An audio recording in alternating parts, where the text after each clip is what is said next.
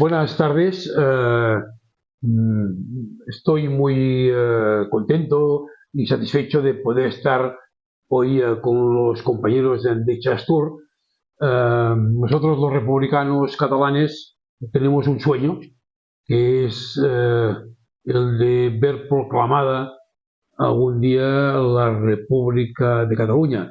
Bien, entendemos como republicanos que el futuro, si queremos vivir en una sociedad justa, si queremos vivir en una sociedad en la que prevalga la fraternidad y la justicia social, es necesario culminar nuestro proyecto político, es decir, la proclamación de la República.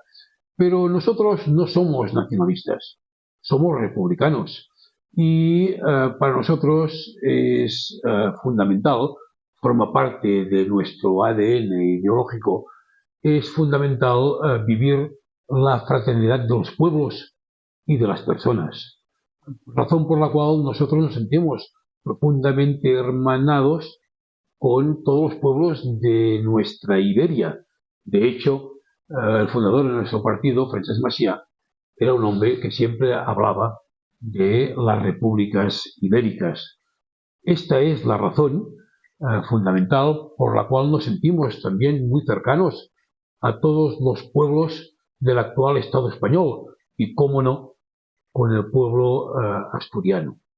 De manera que ciertamente estamos navegando todos en el mismo barco, un barco desgraciadamente coronado por una monarquía corrupta que no tiene nada que ver con nuestros ideales, pero sí que estamos convencidos que a pesar de todas las dificultades, a pesar de las victorias que nunca acaban siendo las definitivas, pero que sí nos permiten afirmar que avanzamos, aun cuando cueste tanto dolor, sí estamos convencidos que no tenemos que dejarnos los unos de los otros y afirmar complicidades. Razón por la cual Esquerra Republicana se brinda a ofrecer a vosotros, Dichas Tour,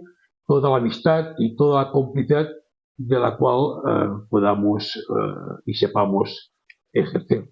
Y por esto manifiesto la satisfacción que me da estar hoy con vosotros por una Asturias libre, soberana y republicana, y por unos países catalanes republicanos, y también por la fraternidad con nuestros hermanos españoles.